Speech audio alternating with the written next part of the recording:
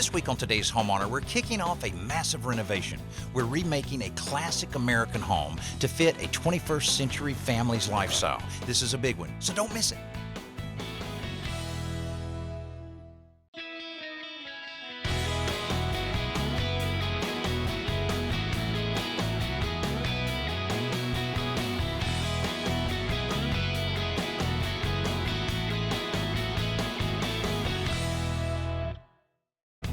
Welcome to the Kuppersmith home. The Kuppersmith family lived in this home for over 50 years, and I purchased it a couple years ago, and I've been working hard, coming up with all kinds of ideas to accomplish something I've wanted to accomplish for years and years, and that's take a nice character-rich home like this, it's extremely well built, but a little neglected, and transform it into a low-maintenance, family-friendly home with some very practical and realistic approaches. That's exactly what we're going to do to this house over the next 13 weeks. Now, you can tell I'm pretty excited about this project, and when you see inside, you'll understand why. One feature you almost always see on every Tudor home is a unique front door, and I love the way this one is shaped and all of the grooved wood on it, but it's not in the best of shape. You can tell it's kind of flexing a little bit.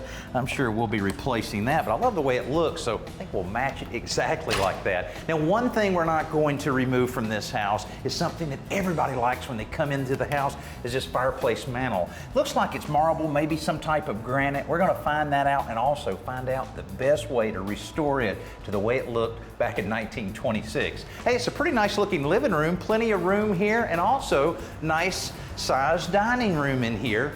Plenty of windows. Of course, we'll be replacing all of those, but one thing that we're not going to replace is hardwood floor. Man, this looks great in a smaller width than you normally have. We'll be refinishing this, and it's going to look awesome, and that means that we're going to have to protect everything, cover it up real well before we do any demolition on the inside of the house.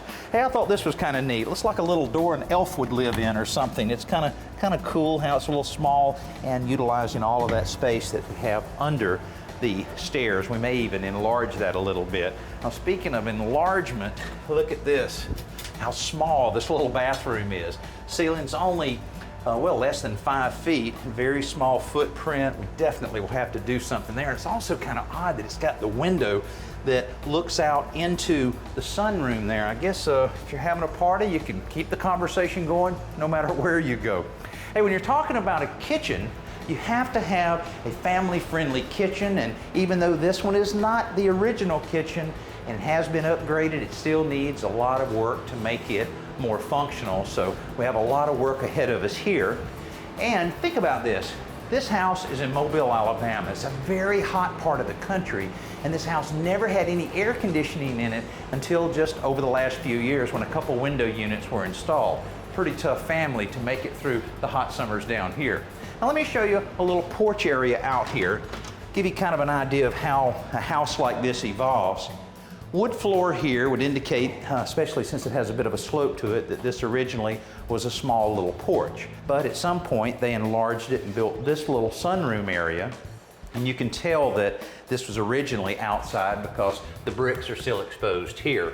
Now, the bricks that we remove from the outside of the house, wherever we may have to, we're going to save every one of them that we possibly can, because when you're adding on to a house like that, matching those bricks, probably one of the most important things to blend everything in.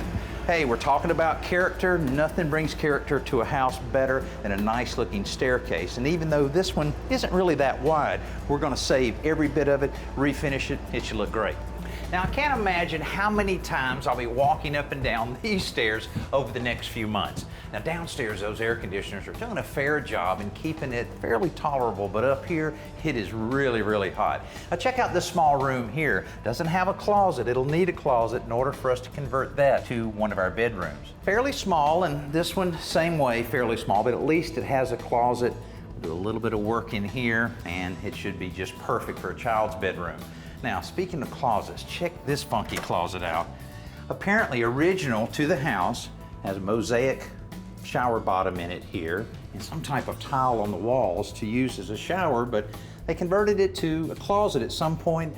Nice electrical work up there, and I don't have any idea what this rope does. I hate to pull it, but We're kind of curious to see what that actually is. Hey, you remember the old pink bathrooms from the 50s? Apparently this was remodeled back during that time and everything was pink. Then the nice master bedroom, fairly good size, has the fireplace that stacks right on top of the fireplace we looked at downstairs. All of that will be redone so that we can have a fireplace in this bedroom, which will probably be one of the children's bedrooms because we're going to build a master bedroom downstairs somewhere. And then to make the whole house feel a little larger, we're going to cut out a section of the floor here so that we can position a light fixture here so that when you're downstairs you can see all the way up to this level. You know, there's a lot of things I've got to do to this house to make it the way I want it, but wait till you see outside right after Simple Solution. How do you measure a room that's over 20 feet long with a 16-foot tape measure? Well, here's one way, and it's a very accurate way to measure as well. First, start with a long board. This is a 1x4, it's about 12 feet long. And measure and mark it at an even dimension. In this case, I'm going to mark it at around 10 foot, which is right there. Okay, so I'm going to make a mark, and then scribe a square line across it, and what I'm making here is a reference mark. So now we're going to measure to that. Butt this up against the wall, right there, tight against that end. And now simply measure from this far wall, and all we do is add 10 feet. Let's see what we end up with. Tight there, and here we go. What's that? 14, 7 3/4 plus 10. So it's 24 feet, 7 3/4, right on the button. This week we're beginning the renovation of a classic old Tudor home to restore its beauty and make it functional for the modern American family. We're calling it the Kuppersmith Project after the family that occupied the place for over a half-century. Gretchen Kuppersmith McDermott is part of that family, and I asked her about some of the memories of the home. But I had my wedding pictures taken here. Oh, is that right? Yes, and formal pictures were always in front of the fireplace. So. As she told us, growing up in a Gulf Coast home without air conditioning had its challenges. Well, you know, we never noticed it, except when we were getting ready to go out on a date or something, and you put your makeup on it and it would drip right off. Right. But her family loved the old house. We appreciated our house. Yeah. We really did. And she's excited about seeing us give it a new life. I'm so looking forward to it. I'm so glad the house didn't get torn down. Well, I hope you'll drop by on a regular basis and make sure that we're doing it the way that you would have. I know you will, because your architect has a very good reputation, and so do you, Danny. Thank you. So I'm really thrilled. The architect Gretchen referred to is Pete Ballas, and with this project, I'm giving Pete quite a challenge. I want to save as much as we can of the original house. Of course, we have to do something to the kitchen. I need a master bedroom suite in order to get the house from a 3-bedroom bath and a half to 4-bedroom, 2.5 bath. How am I going to get all that done? Well, Danny, as I've looked at this, I noticed it's real similar to houses from that time. And maybe if you walk over here, Danny, what if, see how I can't see into that kitchen? Right. But if I could open that wall up and I could see into the kitchen, and then I might even be able to see into the backyard, or maybe we'll think about a back porch. Well, that would definitely make the house feel a lot larger. And then while we're doing that, we might even want to open this cased opening up, and we'd kind of create a flow and really open things up. All right, now, but what about the added space that we're going to have, like the master bedroom, and we've got to have a garage, all that kind of thing? Any ideas on that? Well, why don't we walk outside, and I'll show you what I was thinking on that. Perfect. The garage we have now is a tower of termites and has to come down. So Pete will design a new larger one to replace it. The master bedroom is a little trickier. If we look over here to the side, I think we've got plenty of room for a master bedroom. Yes. And now that I'm thinking about it, I'd probably put the bedroom to the rear. Oh yeah, and then having access to the backyard and maybe to the porch you were talking about. That's what we all want. Yeah, if we could go from our bedroom to our back porch. Right. And then maybe we'll put the walk-in closets, the master bathroom, all to the street side. I got you. Yeah, that makes sense. Good. What about this this part of this sunroom when we were inside earlier? It just doesn't seem to fit. Not very good shape. Well, maybe we'll look at when we extend that kitchen, or we may have a little sitting area in there, and we might have some kind of connecting link. We're going to have to find a place for a laundry room. Oh yeah. Powder room, some mechanical. So maybe all that'll fit in some sort of a hyphen or a connection between the existing house and the new master bedroom. You got all kinds of ideas swirling around in my head here. You got a lot of work to do to try to figure all of this out. While Pete sizes up the job ahead, let's check in with Jody for this week's Best New Product. Now, if you're in the market for a new table saw, say for out on the job or in your workshop, you need to check out Ryobi's latest addition to their table saw line. This is really neat because it's very easy to set up and to break down without any tools. Also, it's got up to 25 inches of rip capacity on top of the table. Also, you can extend it to get more leverage when you're working with larger pieces of plywood, so you can control that better.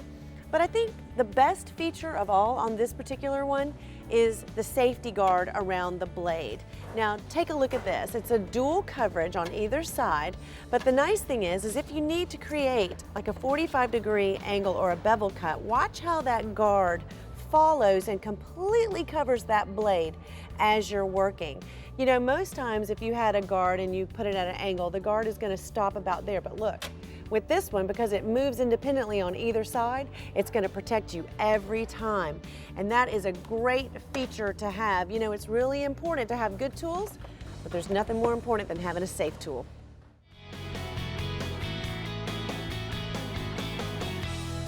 This is the Kuppersmith home, and it's about to undergo a significant transformation. So far, we've given you a tour and talked with our architect, Pete, about how and where to make changes. He's been busy working on a plan to add some new space that'll blend well with what's already here. Another challenge is that what's already here has some maintenance issues.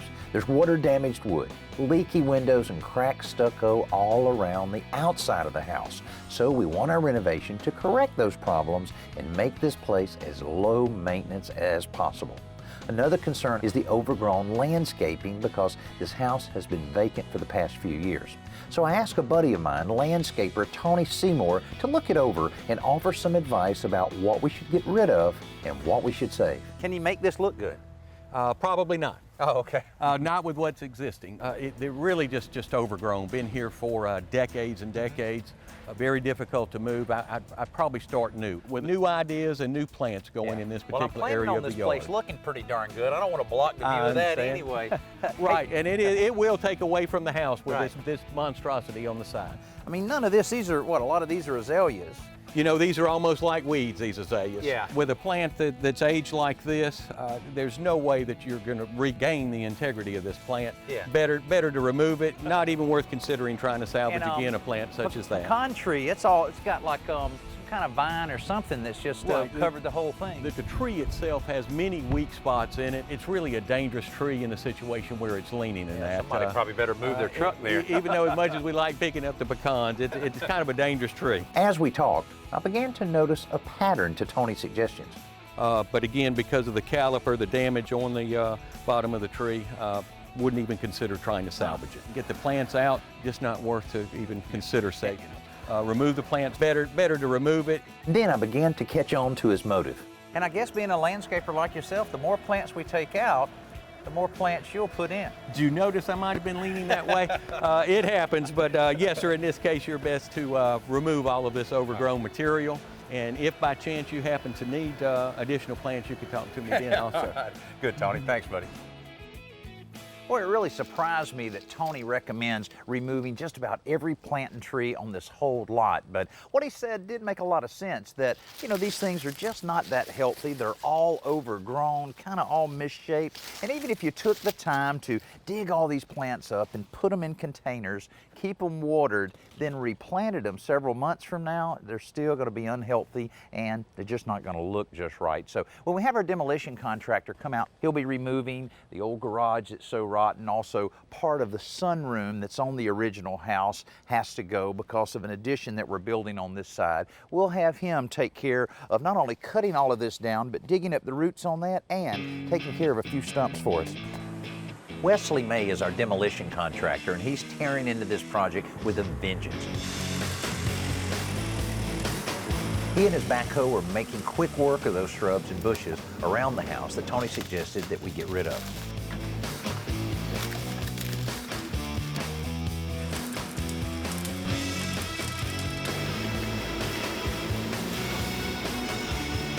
Even the concrete walks are going.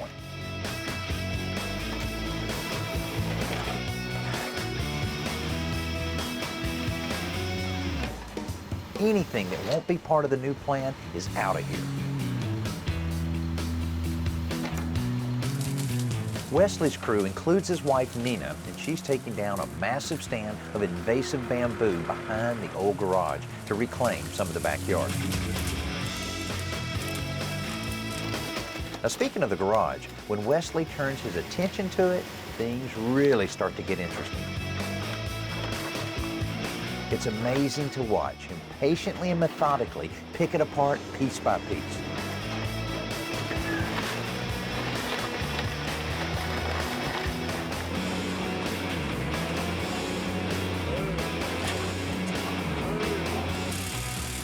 The sunroom is even trickier because it is attached to the house, which we don't want to damage. So our guys begin by cutting the structure loose from the rest of the house. That way, when Wesley starts pulling on it, the remaining house is untouched.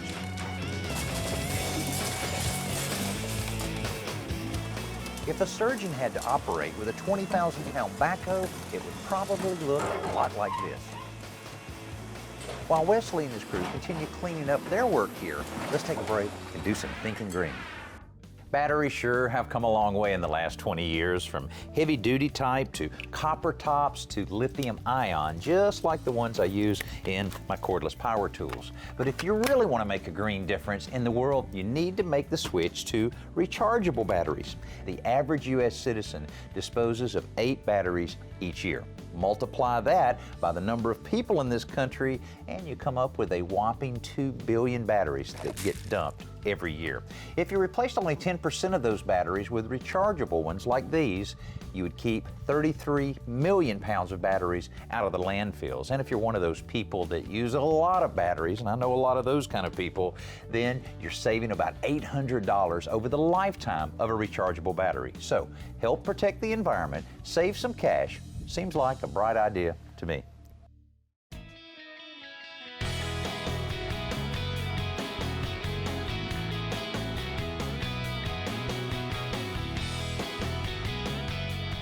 After months and months of planning, we finally started the renovation of this great old Tudor home. This place is oozing with character, so once we update it to make it more family friendly, it should be the perfect place for someone to call home. There's been plenty of excitement here in the last few days, but we've literally just scratched the surface on this project. I've always said that if a project starts out well, it ends up well. And in my 32 years of remodeling homes, I've never had a better start than we have right now with the Kuppersmith Project. Hey, we're only on day 4, and we already have all of the demolition outside complete. Our bulldozer man's doing the last little bit of grading on the outside of the house, and inside they've done an amazing amount of interior demolition, and we'll look at that next week. You know, after these walls have been closed up for 84 years, you never know what you might find. Hey, thanks for being with us this week. I'm Danny Lipford. We'll see you next week here on Today's Homeowner. It's taken a lot of work to get this project off the ground, and our Kuppersmith Project partners have helped make that happen.